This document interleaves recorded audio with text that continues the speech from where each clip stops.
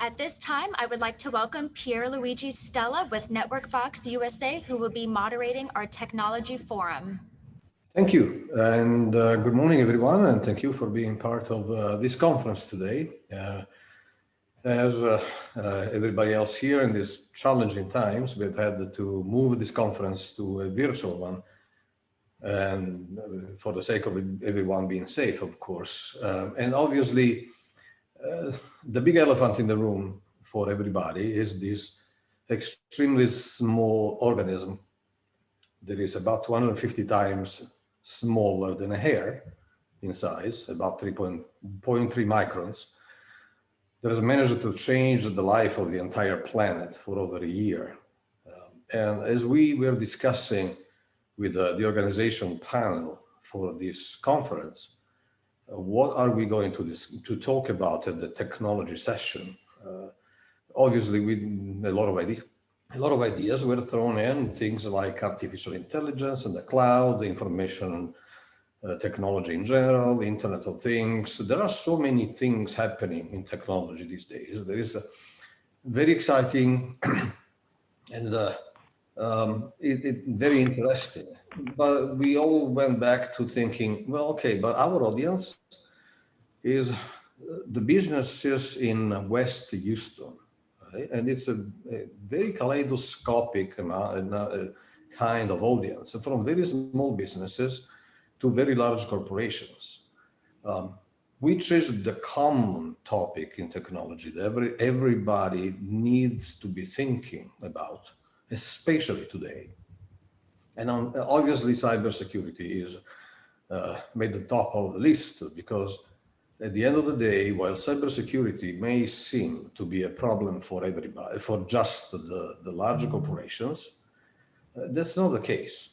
You hear in the news when it's a large corporation that gets attacked, when Chase loses 80 million records, it makes the news. But if a small business from West Houston goes out of business because they lost their client's database because of a hack, it doesn't make the news, but that business owner still had a problem. So cybersecurity is a problem for everybody, and it's something that we want to reiterate and repeat and say again every time we can, because it cannot be underestimated, right? In very large corporations today, cybersecurity is probably the number 2 topic, number 1 being always making money, right? Your business, you need to make money. But the number 2 topic is always cybersecurity. So, and when I say large corporations, that's probably incorrect, because that is finally, I should say finally, I've been doing this for over 20 years. It has finally become top of mind for almost all the businesses with which I speak today, these days, right? And in fact, we have put together a panel of experts. One of these is actually an end user in a way, a person who has the problem of cybersecurity on a daily basis. And you've seen her on the screen a couple of times already, is Lori. Welcome to the panel today, Lori. Do you want to introduce yourself very quickly?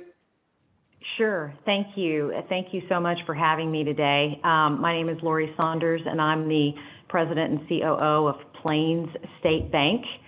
We are primarily a business bank and have been very much in the throes of this interesting time, involved with PPP loans. Now just recently, the second draw for PPP has opened up, so we're back at it again. But these are definitely unique times, and they call for calm and being prepared. Thank you, Lori. Our second panelist is Jesse Yarbrough. Good morning, Jesse. Good morning, Pierluigi, and thank you for having me. Do you want to introduce yourself? Yep. My name is Jesse Yarbrough. I'm with Southbridge Consulting. I'm the president. And, we primarily deal with small and medium-sized businesses, supporting their technology needs. Came from a banking background, in software engineering, providing cybersecurity for software engineering firms. And this is like Lori said, this is a very interesting time. It's something we have planned for a long time. A lot of cybersecurity professionals have planned for, but a lot of the small and medium-sized businesses really were taken aback by. The larger corporations had that funding and had that foresight. Some of the smaller businesses, rather, they were just caught off guard. So yeah, it's a very interesting time.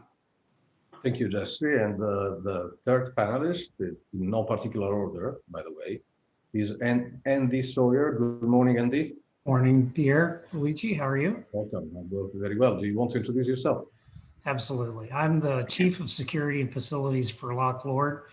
We're a global law firm, and we have had the challenge over the last 12 months of continuing to provide client services. We went from overnight working in Class A office buildings to a few thousand homes around the world. So it's been an interesting time. I tell our attorneys on a regular basis, we went from a digital footprint in the single digits to a digital footprint in the thousands, and still wanting to maintain the confidentiality, integrity, and availability of our clients' information. Exactly. So cybersecurity has always been a problem, a challenge for all of us, of course, but with COVID around, cybersecurity has taken a whole new dimension for all of us. Right. A dimension that I am not sure many of us were prepared for. For many years, we've been talking about disaster recovery, but in my mind, what we were talking about was 9/11.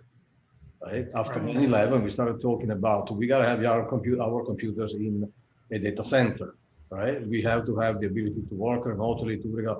I don't think anybody ever thought, wait a minute, what if all of a sudden the computers are just fine, but we are not? And the disaster recovery isn't about recovering the data, but it's about recovering how I get to the data and how I get my people to work safely, securely, but not from the office.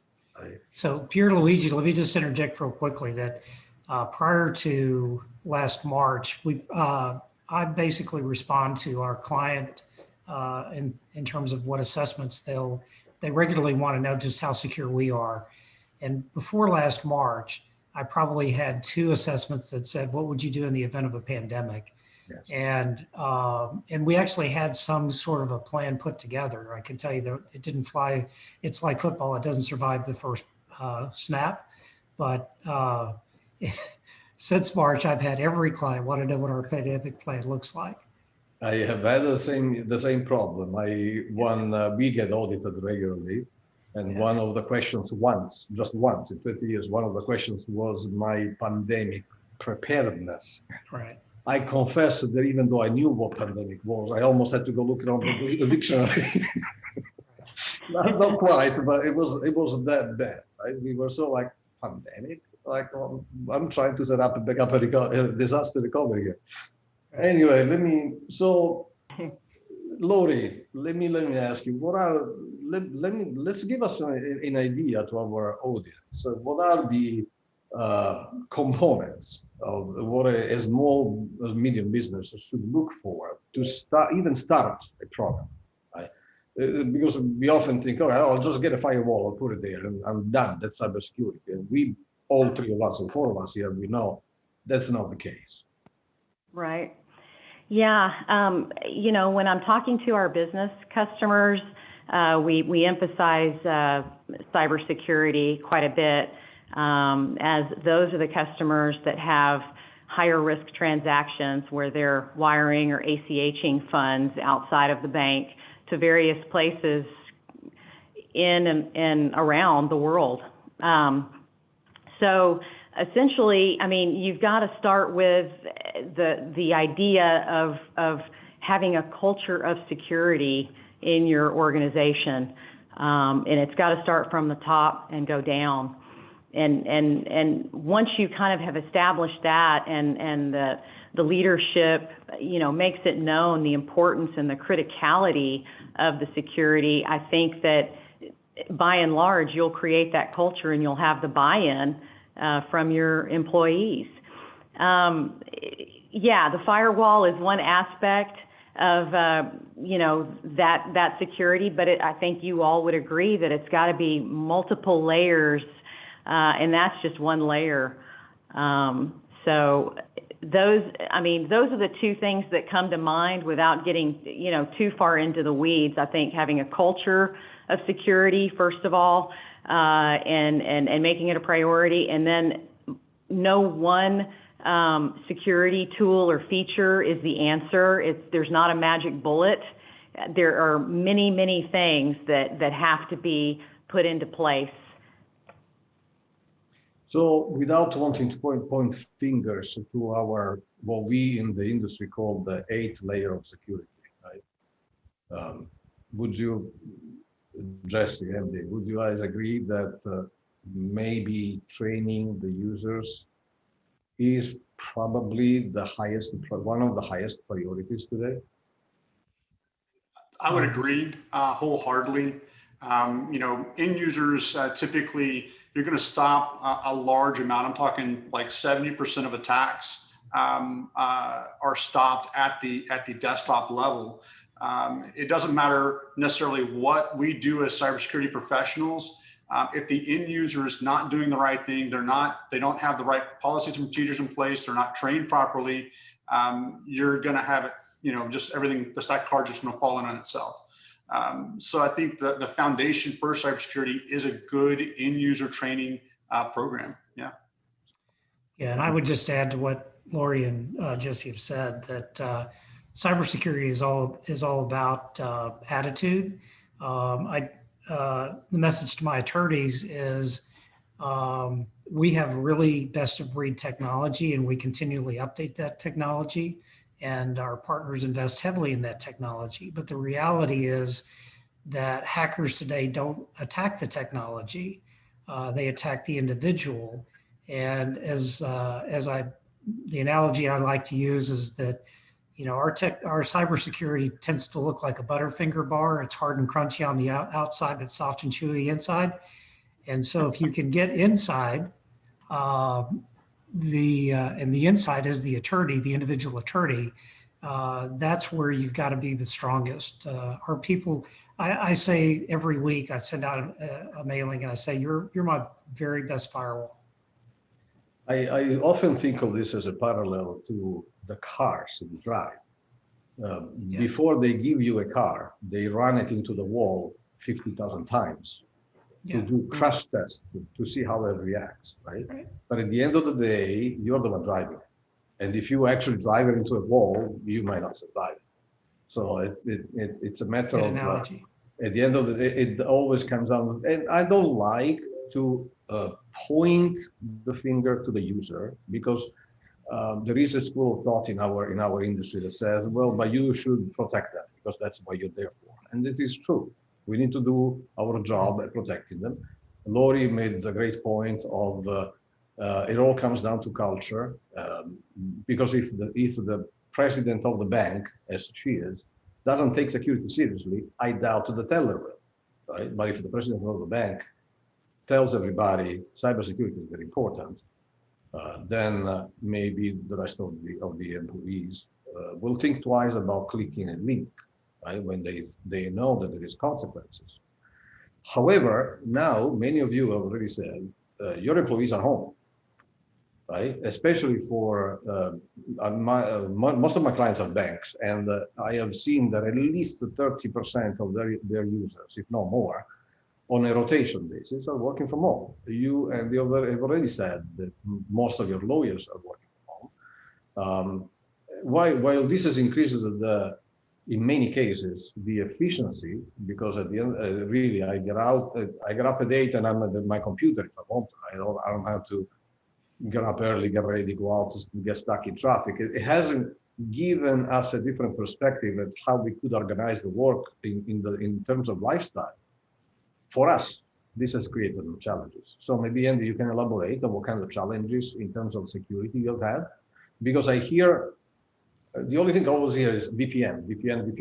Is that it? Well, no, I think the issue that we end up having, what we've seen is that our attorneys and staff that are working remotely have just extended their workday. As you said, you get up and you're at work. We tend to in February of last year, we would see just a smaller percentage, probably 25 to 30% of our attorneys that were working into the evening. In January of this year, we're seeing that number be close to 85 or 90%. So people their workday is extended. They're working in different segments of the day because they're working at home. You have the challenges that family issues will present. So the other big challenge that I think we see, and the hacker community, I think, makes the assumption that because we're all working remotely, or many of us are, that we're not as collaborative, we're not as communicative as we have been in the past. So the big thing that we've seen over the last few months is what I call the FOMO attack, which is the fear of missing out. All the email change to here's a voicemail, here's a meeting that you missed, here's a meeting invitation. And those are not things that we typically saw a year ago. So the hackers figured out COVID right away. And certainly the best, as we talked about it being a culture of awareness, the best defense that we've got is collaborating on a daily basis with our peers and our clients. And that's the best thing that I've seen happen over the past 12 months with us. So we're going back to the education of the user, even in this case. Yeah. Aside from the VPN, the securing the assets, controlling, it comes down to making sure that the users are informed once more about what hackers have been doing. Right. Jesse, do you want to elaborate? What are your clients? Are your clients working from home, and most of them, and how have they been facing these challenges? Well, what we saw right off the bat, it was a big push, productivity over protection. At the very beginning, it was productivity over protection. And what they realized is that, you're pushing all of these end users home.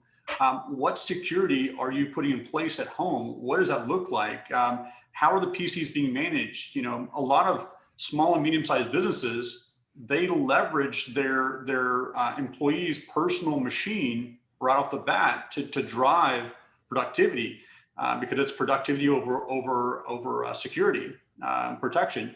And so you see it just balloon out. From my perspective, we've had to take our managed service provider company and dive that down into home networks and manage more security along the home front, because that's really where the vulnerability is. You take a personal laptop, you put it on a network that doesn't have a valid firewall, that's sitting next to the kids' school machine and the iPad and the cell phone that's not governed by any formal application, and it's just open game. It doesn't matter if you have a VPN because they're coming in through the other network, and so we've seen some very interesting things. I call it creative attacks from cyber criminals. This was just a field day for those guys to attack companies through different vectors that they normally would not get a chance to if they were inside the company. And so, it's been very, very crazy this last year. Very, very good point. One of the things that is probably important to communicate to our audience so they understand the extent of the issue. An article I read about, I think last year, before COVID, definitely. It's kind of funny how the time has changed the length, right? I can't even think if it's last year or 2 years ago, because COVID, it feels like it's still March 2020 right now. But About a year ago, I read an article where the FBI stated that 85% of home computers are already compromised. And then another article about the current state of threats, where the number of new attacks, new threats every minute is a staggering 1,500. We're not talking about one or two, we're talking 1,500 new threats every minute, and 85% of home computers already compromised. So when all this began, one of my clients, a bank of all things, the president, and it wasn't Lori, I promise, asked me if he was supposed to buy a computer for every one of his users that were going home. And my reply was, okay, they're going to use a remote connection to get into their office computer. So really, you don't need to buy a $2,000 laptop. You need a $500 laptop. You have 50 employees, it's $25,000. If one of them uses a computer of their child's computer, which is already compromised, and brings the Trojan into your network and compromises your bank, how much are you going to lose? He didn't even reply. I think he just bought the 50 laptops, and that was the end of the conversation. So my next question is to Lori. How has your bank had many users work from home? What have you been doing in terms of securing these users? I know we had, it is clear, obviously, that Lori and I have collaborated for probably almost 20 years at this point in cybersecurity, and we had already moved you to a technology that actually looked like in preparation for what was about to happen, right? Because it was in moving to the cloud virtualization, and so in a way, it probably put you in a position where you were prepared, hopefully. But what in particular have you had to do? Have you had the users that working from home? We, yes, but on a very limited basis. We were fortunate in that the way our offices are designed, we have a lot of space. And so we were able to very, I think, handily space people out because in a pandemic, unlike other kind of disasters, instead of gathering people together, you're spreading them apart, right? So we were able to do that, but we did there in the summer when things, especially actually in the spring, late spring, when things really started kind of surging in Harris County, we did look at critical roles and basically set them up with remote access. But, you know, our culture is one of, you know, we're together. And the other thing is, you know, we look at things like, you know, security, and your statistic is not lost on me as far as 85% of home computers, you know, already have been compromised in one way or another. So we recognized that we needed to be able to flip to that remote access for certain key positions in the bank, but it was not something that we rolled out to the entire bank. You know, again, we're a business bank. We don't have a lot of foot traffic in our lobbies. Most people are already doing digital banking. So, you know, taking care of our customers was a priority. We were able to do that very safely from our offices, and in rare instances where somebody needed to be home with a sick child, for example, or family member, they were able to work from home and take care of business and take care of customers. Thank you, Jesse and Andy. These users go home, and especially Andy, you have probably a good grip on your computers inside the offices, right? But because it's your direct job to do so, but now these computers are at home. They're outside of your network. You're not 100% aware of what they're doing. They don't necessarily follow the policies of browsing that you have established inside your company. They may go to websites that you can't control. You don't know the activity that's going on these computers. I do not know if you may have a CM inside your network. Now these computers are outside. The activity on these computers is no longer monitored. Have you done anything about facing this new challenge? Is there even a way to address this possible problem?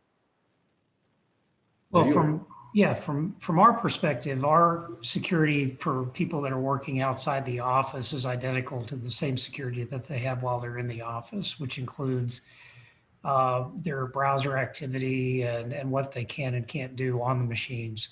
For example, nobody has any administrative rights on their computers.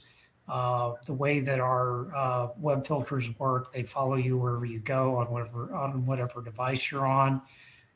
We have a centralized document management system, and so they all have to work on that system in order to actually provide service to the clients. And so they're all connected through our secure network with an Auto-On VPN connection. We were fortunate in that our attorneys and many of the staff were highly mobile beforehand, excuse me. So we had very few people that we needed to provide work at home solutions for. And as Lori mentioned, we identified essential personnel and people that needed to rotate in and out of offices and have been doing that for almost a year now.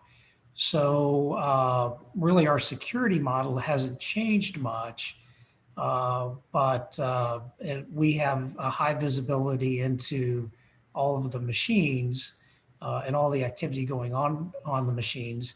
But again, falling back to the training piece, we immediately started doing weekly work from home tips, things that people were kind of interested in to put the hook out there so that they would read further and see, the reason you can't get onto the network from your son's or daughter's computer is this. Hey, make sure that Alexa's not in the same room with you when you're having a client conference, those kinds of things. So yeah, don't turn on the mic because apparently it stays on even when you say that it's on, right? Right. That's one of the things that we discovered about Google at least. So in the case, now your company is a relatively large company because you have thousands of employees around the globe. But Jesse, for what I know, deals with a different level of companies here in West Houston. They are more on the small, medium size. They may not have the resources that you, Andy, were able to put in place. Jesse, how have your clients addressed all this? So we addressed it similarly to Andy in the sense that we leveraged technology that was already available. You're not going to be able to put a firewall at everyone's home. It's just not economically feasible to do that, and even to manage it, it's just not physically able to do that. So what we did is we provide like software firewalls, like cloud firewalls solutions. So we VPN to those things. We put PCs together that still had our remote management software on it to do patch management, to do remote support. We made sure that we had software like EDR and network detection and response software on the machines. So the things that we'd have typically in a business environment, we literally just rolled that out to PCs that were sent home, laptops were sent home, rolled out full-on desktops, multi-monitor setups, voice over IP. We rolled all that technology and just pushed it out to the home networks, allowing, basically the machines themselves, they cannot connect to the internet unless it is through our software, really to contain everything down. The same thing Andy said, we in cybersecurity, you want to provide least privileges. when you hear that, typically it's like, what? I need privileges. We're talking about. But in cybersecurity, you want to provide the privileges that allow the end user to do their job, but not to access things that are not outside of the job scope. Okay, and so what we did is we literally did that. We rolled that out. We've pushed out a lot of cloud collaboration software through like nailing down like OneDrive and other collaboration tools for documents and such. But it's all tied through the same security posture. And you're introducing a kind of a topic that is very interesting in all this conversation, which is the cloud. When all this started, one of the considerations I made was we are kind of lucky that it happened in 2020, because I have 600 megabits per second at home. I have an iPhone that now does 50 megabits per second. I have laptops and screens and computers. Everything is really easy from home. Had this happened in the 1990s, we would have been pulling our hair, the few that I've left, because can you imagine doing all the texting and the videoing and the Zoom and calls and all this with a 54K dialing computer and with one of those little text phones? It would have been a nightmare for all of us. We would have just said, okay, you know what? I'll see you next year. I'll go on vacation. So let's talk technology, because we keep saying the user, but at the end of the day, our job is also to put in the technologies in place that are necessary to at least reduce the risk to the user, right? Even though we say maybe we can't be 100% precise and perfect, so something will maze it through. This is why we have what we call the security framework, to try and stop it, to try and check what we didn't stop, and try and find out in layman terms, and to find out if somebody does click something wrong to prevent it from becoming a disaster, right? So I don't know who of you, this is a question for all of you. Let's try and share with our audience. Remember, our audience is not made of security people. These are the business people who have the problem with security, and for them, they would rather buy it the way they buy a car and just be done with it, and make it an afterthought. It's done. It's working. So, what would you say they need to do? Where do you start from? You're a business owner. You're opening a business. You need security. Now what? I'll jump in and take the first crack at that one. So I would say that in the before time, and what we now refer to as the old days before March of 2020, we tended to feel pretty good about our technology because, we had, if you think back to the moat and castle days, we had really high walls and really deep moats, and we protected a lot of stuff really well because it was all inside, the castle walls. And our security at that point our philosophy, I think, was based on layered defense. Today's security is really all about the identity of the individual and protecting the identity of the individual. And so when people started not coming inside the castle to work every day, we had to figure out a way, how do we extend that security to your individual identity and the things that you touch in the real world and in our client services world. So we've continued to leverage some of the things we were doing, but to make it much easier and more enticing for the individual to protect his identity through extending our single sign-on platform. We completely changed our two-factor or multi-factor authentication system so that it worked off of push notifications and visual ID and finger ID and things that just made it easier for them to say, I can take this with me to whatever application I'm going to. And again, once they get into the single sign-on world that we offer them, we've added, since March, I think we've added 150 of our applications to our single sign-on platform. So anywhere, anytime, any device, access to what you need to do to be productive. Okay, Jesse? So, before the pandemic, you heard a lot about unified threat management, and what really that is. That's a buzzword you heard before the pandemic, but now you see the need for it even more.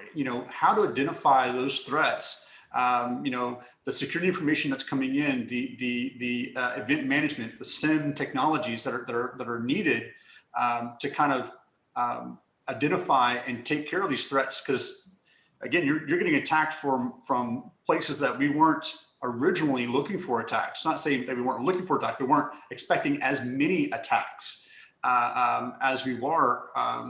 And so now the need to dive deeper into security and look at the newer technologies and look at SIM technologies, look at network detection response stuff, is paramount. There's always going to be the need for end user training. There's always going to need for again, least privileges, making sure your patch management is squared away, your business continuity, disaster recovery is good. Coming from a banking environment, our pandemic tabletop testing, typically do like a zombie apocalypse, and everyone kind of jokes about it, and that's what it is. And your policy may be 2 pages or whatever it is, but this last year we saw that, holy smokes, we really weren't prepared for a lot of this. And like Andy said earlier, that best laid plans only last until the first boots that hit the ground, and then you have to adapt and overcome. And that's what we've been doing this last year. And there's a lot of lessons that I think we've all learned on the cybersecurity side of it that'll help drive this next year changes. I think it's going to be fun.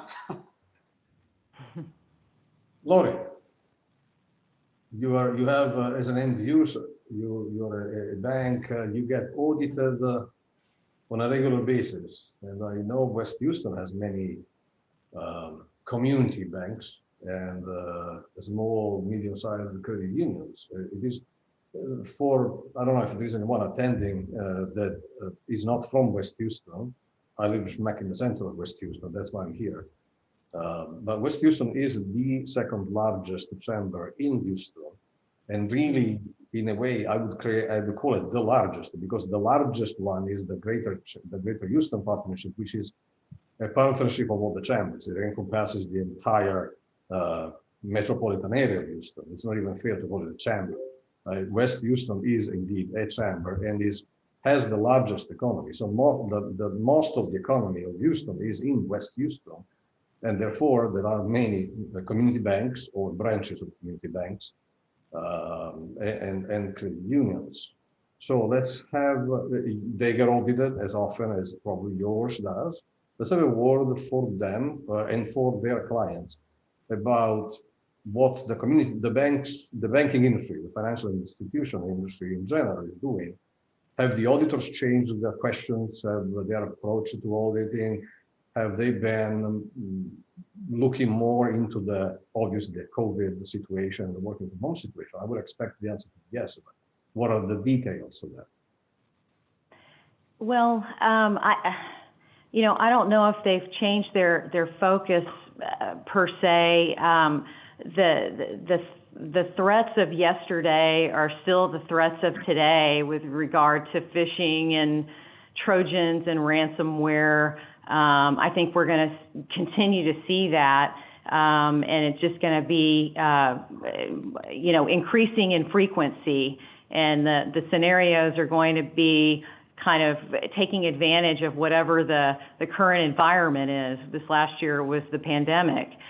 But when we talk to our small business clients, they don't have hundreds of thousands of dollars to budget to spend on IT security, right? So you have to kind of take that into account. I mean, are there things that they can do to protect themselves and minimize risks and threats that don't need a huge checkbook? Sure. Y'all talked about training. Password policies are crucial. Patching up to, keeping that up to date is I think a huge part of it. And then also, working with their banks or other financial service providers to find out what are the tools that they have to combat fraud and protect their assets and their money. Wonderful. I would make a comment on this. I've been working in this industry for, as I mentioned before, for too long at this point.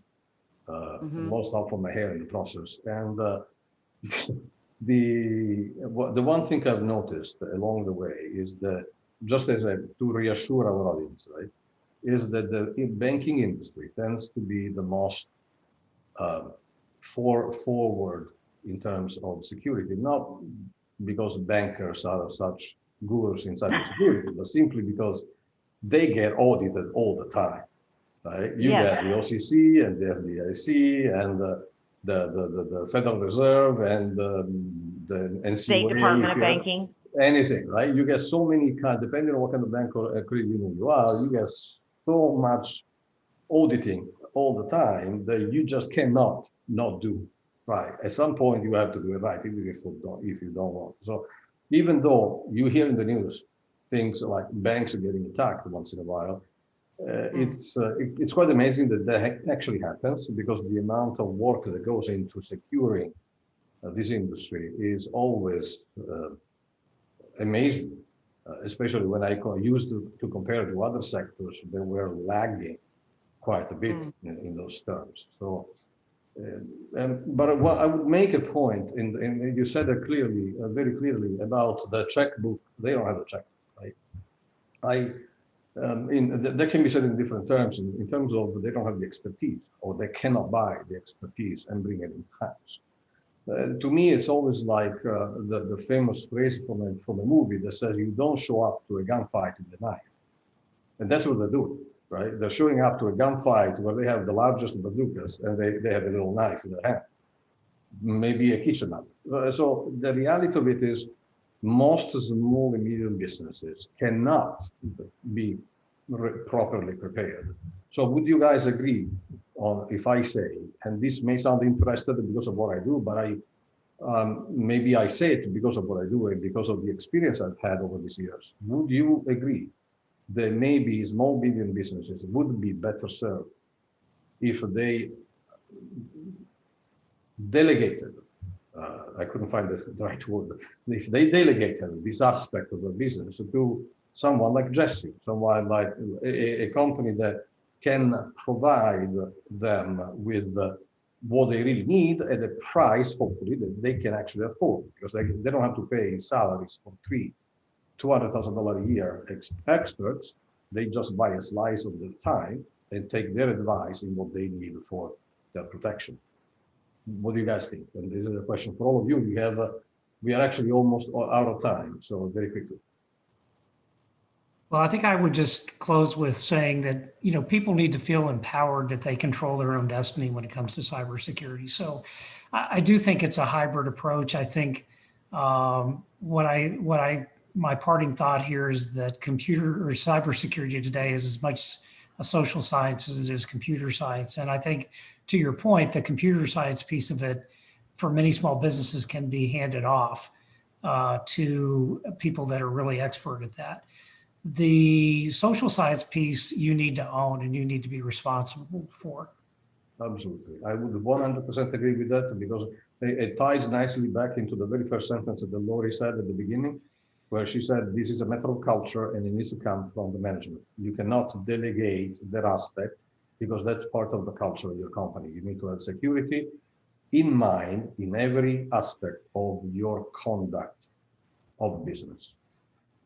I would say it's already 11:11. We were supposed to be finished 1 minute ago, and we're just in time. So I would thank you all very, very much for dedicating this time to us today.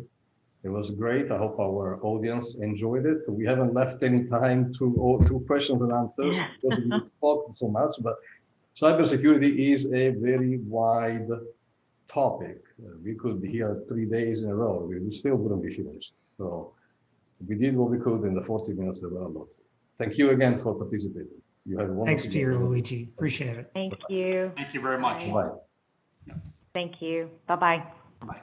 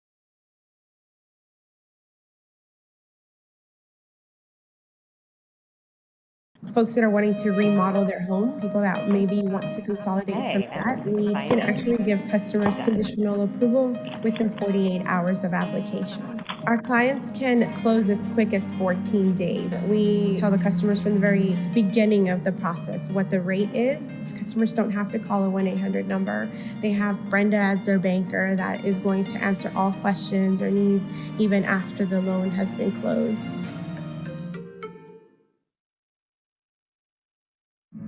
Now more than ever, I invite you to join the Houston West Chamber of Commerce. We are in business for business. Please join us. Now more than ever, support your local businesses.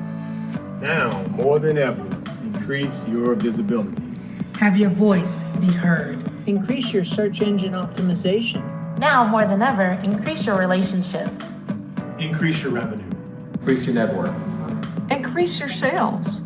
Now more than ever, increase your contacts. Increase your marketing. Now more than ever, come together as a community. Now more than ever, join the Houston West Chamber of Commerce so we can continue to support our local businesses.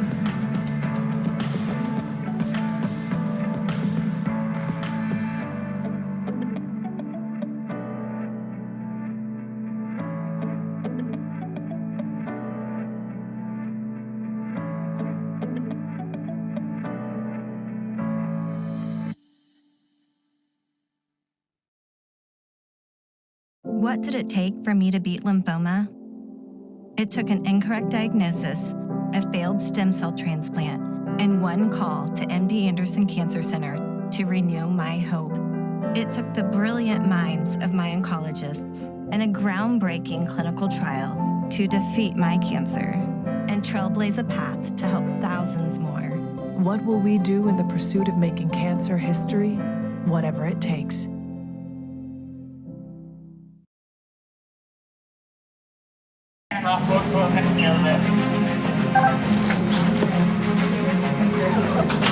Our goal is to get as many employees and medical staff to get vaccinated as quickly as possible.